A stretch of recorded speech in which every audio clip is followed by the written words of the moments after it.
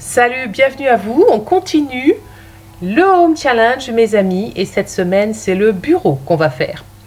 Si vous n'avez pas de bureau, c'est tout à fait possible, hein, tout le monde n'a pas un bureau chez soi, ce n'est pas un problème parce qu'en fait, la vidéo, elle est construite autour du type d'affaires qu'on va trier, désencombrer, etc.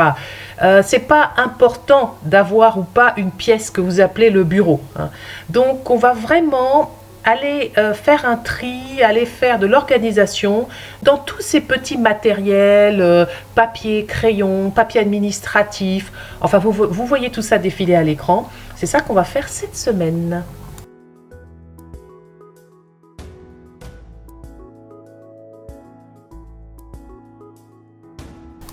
Oui, donc vous savez, on l'a fait déjà depuis quelques semaines. On se pose la question, est-ce que les zones de rangement sont toujours efficaces? Est-ce qu'elles fonctionnent bien? Là, on a eu un gros changement, c'est-à-dire que ce bureau, c'était la chambre de mon fils là, en septembre dernier. Il est parti vivre dans son petit appartement dans la région parisienne. Il a laissé ses anciennes boîtes de Lego parce que c'est trop petit chez lui. Mais c'est quand même un bureau et là, j'ai réfléchi, je me suis dit, bon, les papiers administratifs qui étaient dans le grenier, ça serait quand même plus pratique pour moi de les avoir sur place. Voilà. Donc, c'est ce que je vous ai dit, la vie avance, les choses changent, on réadapte. J'ai voulu mettre mes papiers administratifs, là, vous êtes dans mon grenier, vous voyez mon grenier.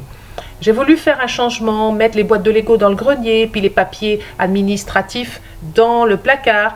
Puis finalement, voilà, c'est comme ça quand on organise. J'ai fait un petit test, j'ai vu que ça n'allait pas, ça ne me plaisait pas. Je me suis dit, je vais mettre une étagère du grenier dans la chambre, puisque j'ai encore dans le bureau, parce que j'ai une petite place à côté du placard, et c'est là que je vais ranger mes papiers administratifs. Je ne pouvais pas le faire avant, c'était la chambre de mon fils, d'accord? Donc vous voyez tout l'intérêt, chaque année, de se reposer la question, est-ce que j'ai besoin de réorganiser? Est-ce que j'ai besoin de changer certaines affaires de place? Et là, j'en ai vraiment besoin, parce que c'est vrai que, bon, j'avais pas d'autres possibilités, mais le fait d'avoir les papiers administratifs comme ça au grenier, c'était pas du tout pratique, et ça me faisait prendre du retard dans le tri et le rangement de mes papiers.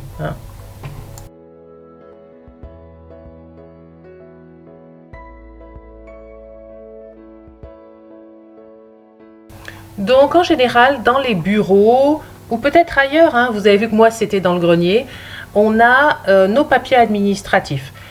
Un jour je ferai une vidéo vraiment sur la gestion des papiers administratifs. En plus, un certain nombre d'entre vous me l'ont demandé. Mais comme je l'ai dit au début du Home Challenge, je me suis occupée du tri des papiers administratifs l'année dernière. Ça a été dur. Et cette année, je ne le refais pas. Donc je ferai une vidéo dans 2-3 ans, voilà. Mais je vais quand même vous dire des petites choses sur les papiers administratifs, pendant que vous me voyez ranger voilà, toutes mes boîtes dans les nouveaux emplacements. Je vais vous dire 2-3 petites choses. Pour celles qui m'ont écrit et qui m'ont posé la question, comment moi je gère mes papiers administratifs? Simplement, j'ai des boîtes, vous voyez là, des espèces de grosses boîtes comme ça, blanches et oranges, et aussi des porte-documents, vous verrez, que j'ai acheté chez Ikea. Sur lesquels il y a une étiquette et j'ai découpé les différents papiers, je les mets par thème tout simplement. Par exemple, j'ai une boîte pour la banque, j'ai une boîte pour l'assurance, j'ai des documents pour les voitures, tout ce qui concerne la voiture, tout ce qui concerne la scolarité des enfants, etc. En fait, les papiers, tout ce qui concerne la sécurité sociale, etc. Donc, je regroupe les papiers par thème, tout simplement, c'est pas très compliqué. Je gère une fois par semaine, quand je regroupe mon courrier, et une fois par semaine, je regarde les factures à payer, je paye, etc. Et ensuite, je range dans chaque boîte les papiers à conserver. Voilà, c'est très simple. Si vous tenez à faire le tri de vos papiers, c'est-à-dire d'aller dans chaque boîte, par exemple la boîte assurance maison, la boîte sécurité sociale, la boîte banque, si vous voulez faire un tri, parce qu'il y a des papiers des fois qu'on garde pour rien, vous allez tout simplement, vous allez sur Google, vous tapez durée de vie des papiers et vous allez sur le site officiel du gouvernement, .gouv, et eux, ils vous donneront, moi c'est comme ça que j'avais fait la dernière fois. Je suis allée sur un site qui terminait par .gouv, c'était un site institutionnel de l'État, et ils vous disent combien de temps vous devez garder tel truc. Il y a des papiers qu'on doit garder à vie, il y a des papiers qu'on doit garder 40 ans, 30 ans, etc. Quand je ferai une vidéo là-dessus, je vous mettrai les liens, mais franchement, vous allez sur le moteur de recherche Google, et c'est assez facile à trouver. Donc moi, cette année, j'ai pas ouvert les boîtes pour aller trier, enlever les papiers, etc. Je l'ai fait l'année dernière. Bon courage à vous si vous devez le faire, parce que c'est un sacré job. Là, je me suis contentée de mettre mes papiers dans le bureau, voilà. Comme ça, je les ai sous la main, c'est beaucoup plus pratique pour moi. C'était ça ma tâche cette semaine.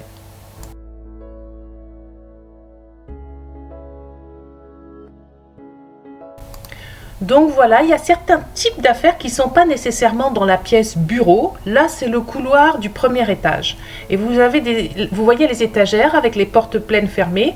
Ça me sert, ça pourrait être dans un bureau parce qu'à l'intérieur, j'ai du matériel qui correspond à du matériel de bureau avec des cartons. D'ailleurs, il faut que je refasse des étiquettes pour bien identifier les cartons. Et là, qu'est-ce que j'ai mis? Du petit matériel, vous voyez, des ramettes de papier, des décorations. Par exemple, ça, c'est tout le petit matériel, les petites décorations, celles qui ne prennent pas beaucoup de place. Pâques, par exemple, ou des petites décorations d'anniversaire. Voilà. Et puis là, c'est tout le petit matériel, vous voyez, pour faire des DIY, le pistolet à colle, etc. Les matériels électriques aussi. Donc bien plié, bien rangé, soit avec un scratch comme je suis en train de vous montrer, soit dans des sacs Ziploc pour que ça ne se mélange pas. Voilà, tous les petits cordons, tous les trucs comme ça. Donc dans un bureau, là c'est des jeux vidéo, anciennes consoles, etc. Dans un bureau, on peut trouver tout ce type de matériel. Et mes amis, il faut aller y voir, donner ce dont vous n'avez plus besoin, jeter ce qui est inutile. C'est ça, trier, désencombrer.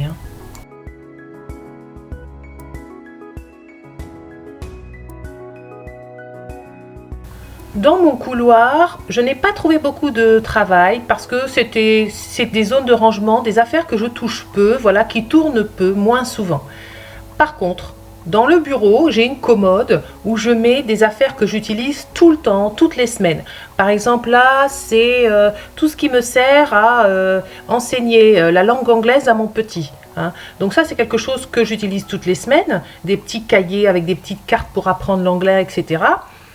Et puis dans cette commode, il y a les crayons, enfin tout ce dont j'ai besoin presque au quotidien, quoi, voilà. En tout cas de façon hebdomadaire.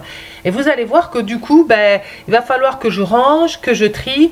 Voilà, j'ai plus de travail sur la commode qui est dans le bureau en vérité. Donc j'ai quand même trouvé des choses à jeter, vous verrez tout à l'heure, dans ma commode, dont je ne me sers plus du tout. Et puis j'ai retrouvé quelques... donc vous voyez là, je fais tout simplement du rangement de tiroirs, c'est très simple. Et puis j'ai retrouvé des décorations qui n'ont rien à faire dans les tiroirs. Par exemple, j'ai retrouvé des décorations de Pâques, ou j'ai retrouvé des décorations pour les anniversaires. Donc je remets tout à sa place. Donc voilà, je termine tranquillement mes petits rangements de tous mes tiroirs. Voilà, vous voyez un petit peu dans ce bac, il y a des crayons, il y a du petit matériel un petit peu de partout. Je remets les choses à leur place. Et vous savez, même dans le matériel comme ça, il y a des choses à trier. Des feutres qui ne marchent plus, des stylos qui n'ont plus d'encre. Là, il y a des classeurs là, qui sont vraiment vieux, dont je n'ai pas l'utilité. Allez, poubelle, ou on donne. Voilà, c'est pas la peine que ça prenne de la place pour rien du tout. Sur la commode, j'ai aussi des petites zones de rangement comme ça, j'appelle les nids à bordel. Donc là, là j'aime bien mettre mes clés USB, tout le tout petit matériel électronique dont j'ai besoin souvent, carte mémoire, etc. Voilà, disque dur de secours. Voilà, vous voyez des petits matériels comme ça. Donc là aussi, je vais aller voir mes amis. Là, c'est mes petits carnets où je mets des adresses, où je mets toutes sortes de choses. Je jette un coup d'œil, je fais un tour et je me débarrasse des choses qui ne sont plus utiles. Bien sûr, n'oubliez pas le bureau, mes amis. Dans les petits pots, vous avez des crayons, etc. Moi, j'ai trouvé des crayons qui étaient abîmés. J'ai trouvé un tube de colle. Enfin bon, bref. On range. Parfois, vous avez des tubes de colle. Tous les petits matériels, en fait. Un rouleau de scotch qui est fini, etc. Bon, on fait le tri, on range. On remet de l'ordre, on remet les choses à leur place. Et Eh bien voilà, c'est tout, on a fait le tour du bureau aujourd'hui. Je vous souhaite bon courage et je vous dis à la semaine prochaine pour la dernière étape. La semaine prochaine, ça sera terminé de ce Home Challenge. Salut, à bientôt mes amis.